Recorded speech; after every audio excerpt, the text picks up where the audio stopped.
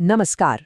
चलिए आज 5 दिसंबर की कुछ ऐसी बड़ी खबरों पर नजर डालते हैं जो अलग अलग होते हुए भी एक आगे बढ़ते हुए भारत की कहानी कहती हैं। सवाल ये उठता है कि क्या एक दिन में होने वाली घटनाएं देश की पूरी यात्रा को दिखा सकती हैं? बिल्कुल। आइए समझते हैं कि कैसे कुछ ऐसी खबरें हैं जो अलग अलग दिखती हैं, लेकिन मिलकर तरक्की, महत्वाकांक्षा और सम्मान की एक बड़ी तस्वीर बना देती हैं। तो आज हम 3 हिस्सों में इसको देखेंगे। पहला है अर्थव्यवस्था और शासन, फिर विज्ञान और खोज, और आखिर में शौर्य और सम्मान। शुरुआत करते हैं देश की आर्थिक बुनियाद से। तो ठीक है, शुरू करते हैं पहले सेक्शन से। यहाँ हम फोकस करेंगे कि कैसे इंडस्ट्री, डिजिटल इंफ्रास्ट्रक्चर और हमारी जो सांस्कृतिक विरासत है वो सब मिलकर देश की इकोनॉमी को मजबूत बना रही हैं। ये नंबर 27, आखिर इसका क्या मतलब है? ये संख्या खास इसलिए है क्योंकि ये भारत के पब्लिक सेक्टर में एक नए माइलस्टोन का प्रतीक है। तो बात यह है कि असम के गोलाघाट में जो नुमालीगढ़ रिफाइनरी है उसे अब भारत की 27वीं नवरत्न कंपनी का दर्जा मिल गया है। अब इस नवरत्न स्टेटस का मतलब क्या है? इसका मतलब है इसे मिलती है जबरदस्त फाइनेंशियल आज़ादी। ये अब बिना गवर्नमेंट अप्रूवल के 1000 करोड़ तक इन्वेस्ट कर सकती है। ये देश को एनर्जी सेक्टर में आत्मनिर्भर बनाने की दिशा में एक बहुत बड़ा कदम है। अब आते हैं कर्नाटक की तरफ। वहाँ ई-स्वस्तु 2.0 पहल शुरू हुई है। ये सिर्फ एक टेक्नोलॉजी अपग्रेड नहीं है, बल्कि इससे भी कहीं बढ़कर है। ये जमीन के रिकॉर्ड्स को कागज से निकालकर सिक्योर डिजिटल फॉर्मेट में ला रहा है। इसका सीधा फायदा है जमीनी हक को सुरक्षित करना और धोखाधड़ी रोकना। और हाँ, इससे राज्य के खजाने को भी फीस से लगभग 2000 करोड़ का फायदा होने का अनुमान है। तो इसका प्रोसेस बहुत सीधा सा है। जो पुराने कागजी डॉक्यूमेंट थे उनको पूरी तरह से डिजिटाइज किया जाता है और फिर उसे एक सिक्योर डिजिटल प्रॉपर्टी रिकॉर्ड में बदल दिया जाता है।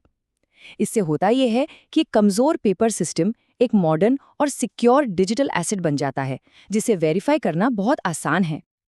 अब बात करते हैं तमिलनाडु की। जीआई टैग्स के मामले में इस स्टेट का तो जवाब नहीं। 74 यूनिक प्रोडक्ट्स के साथ ये सबसे आगे है।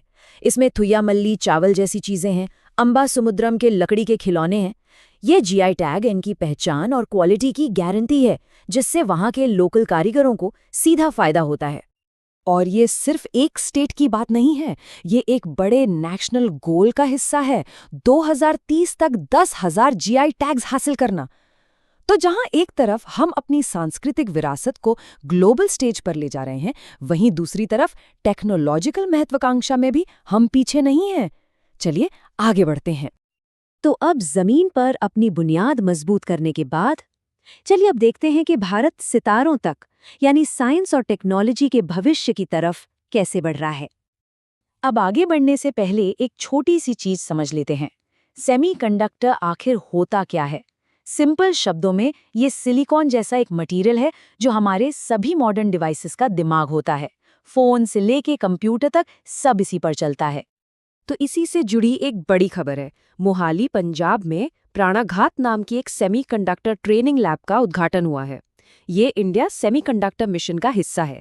ये लैब इसलिए ज़रूरी है क्योंकि यहाँ मिलिट्री और स्पेस एप्लीकेशंस के लिए चिप्स बनाने की एक्सपर्टीज तैयार होगी। इसका मतलब साफ है, आने वाले टाइम में हम विदेशी टेक्नोलॉजी पर कम निर्भर होंगे। और अब जमीन पर चिप टेक्नोलॉजी से सीधे आसमान की ऊंचाइयों तक एक ऐसी खोज जिसके बारे में सुनकर ही हैरानी होती है।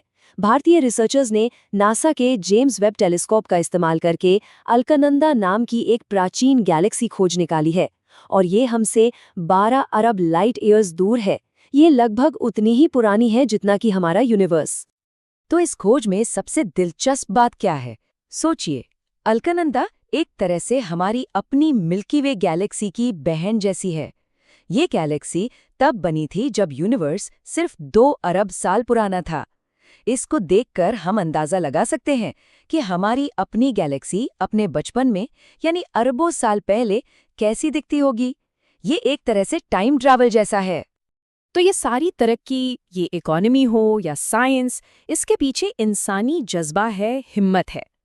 अब हम अपना फोकस उन्हीं लोगों पर लाते हैं जिनके शौर्य और सम्मान से ये सब मुमकिन हो पाता है। 4 दिसंबर को इंडियन नेवी डे मनाया जाता है, पर क्यों? ये दिन 1971 इंडो पाक वॉर के दौरान हुए ऑपरेशन ट्राइडेंट की शानदार सफलता को याद करने के लिए है। उस ऑपरेशन में इंडियन नेवी ने कराची हार्बर पर एक स्ट्रेटेजिक अटैक किया था, जो एक बहादुरी की मिसाल है, और 2025 में इसका मेन फंक्शन तिरुवनंतपुरम में होगा। मिसाइल वुमेन, ये नाम है डॉक्टर टेसी थॉमस का। तो जहां एक तरफ हम सेना के सामूहिक साहस को सलाम करते हैं, वहीं दूसरी तरफ व्यक्तिगत प्रतिभा को भी सम्मानित किया जा रहा है। डॉक्टर थॉमस, जो इंडिया के मिसाइल प्रोग्राम का एक अहम चेहरा है, उन्हें पालोस्मार ग्रिगोरियस अवार्ड से सम्मानित किया गया है। तो अगर हम पीछे मुड़कर देखें तो क्या दिखता है? नुमालीगढ़ का नवरत्न बनना, प्राणघात लैब का खुलना, अलकनंदा गैलेक्सी की खोज, डॉक्टर टेसी थॉमस का सम्मान और तमिलनाडु का जीआई टैग्स में आगे होना, ये सब अलग अलग घटनाएं जरूर हैं, लेकिन ये सभी एक ही नेशनल जर्नी के इम्पोर्टेंट माइलस्टोन्स हैं।